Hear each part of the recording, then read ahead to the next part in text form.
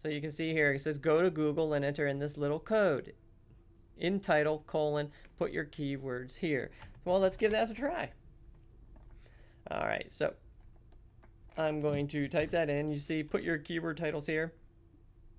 I'm just going to do the tried and true public speaking. And of course, you'll see Toastmasters. And if we go to the Toastmasters site, they have a lot of things about public speaking. If I hover my mouse over this, Toastmasters International, you can't really see it. Let me move over a little bit. Here we go. Toastmasters International Public Speaking Tips. Fantastic. They are known for public speaking, and that is in the title tag. You can also scroll down and see who else.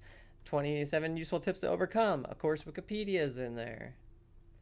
Better public speaking. So a lot of these almost have them in the URL. Well, I take that back. A lot of these have them in like a page. Here's a page. So the page is actually 12 tips for public speaking. It's on Forbes, so it's pretty popular. And so that comes up as well.